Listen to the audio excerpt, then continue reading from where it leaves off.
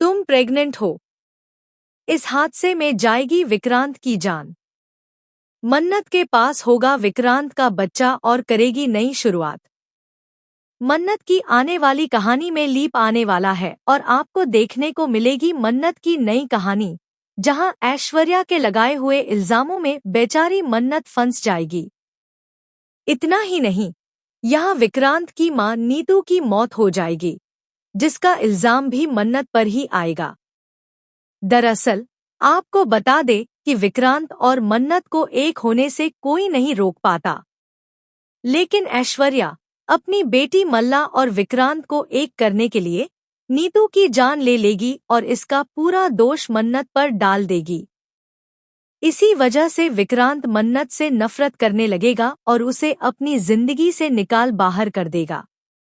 लेकिन यह सब तब होगा जब विक्रांत और मन्नत की शादी हो जाएगी।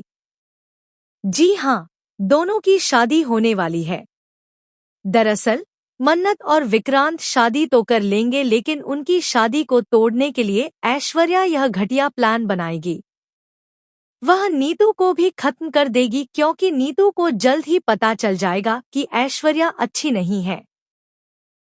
इतना ही नहीं, नीतू जब मन्नत को एक्सेप्ट कर लेगी तो यह बात ऐश्वर्या से बर्दाश्त नहीं होगी और वह नीतू की हत्या कर देगी।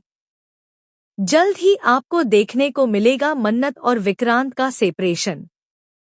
लेकिन जाने से पहले मन्नत विक्रांत को यह गुड न्यूज़ देना चाहेगी कि वह मां बनने वाली है, मगर ऐश्वर्या यह खबर विक्रांत तक पहुंचने ही नहीं देगी, जिसके चलते मन्नत हमेशा के लिए अकेली पड़ जाएगी और उसे संभालने वाला कोई नहीं होगा।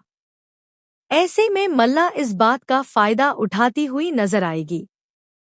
यानी कि आखिरकार मन्नत और विक्रांत जो एक दूसरे के लिए बने थे, ऐश्वर्या की चालों की वजह से अलग हो जाएंगे। मन्नत जब अकेली होगी तो वह विक्रांत को बहुत याद करेगी और उससे कांटेक्ट करने की कोशिश भी करेगी, लेकिन विक्रांत तक यह सारी बातें और सच कभी नहीं पहुंच पाएंगे। अब सवाल यह है कि क्या मन्नत और विक्रांत दोबारा एक हो पाएंगे, या फिर ऐश्वर्या और मल्ला मिलकर विक्रांत और मन्नत को कभी आमने सामने आने ही नहीं देंगे?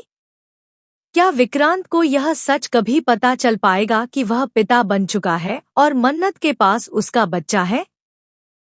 दोस्तों, आप इस धमाकेदार ट्रैक को देखने के लिए कितने एक्साइटेड हैं?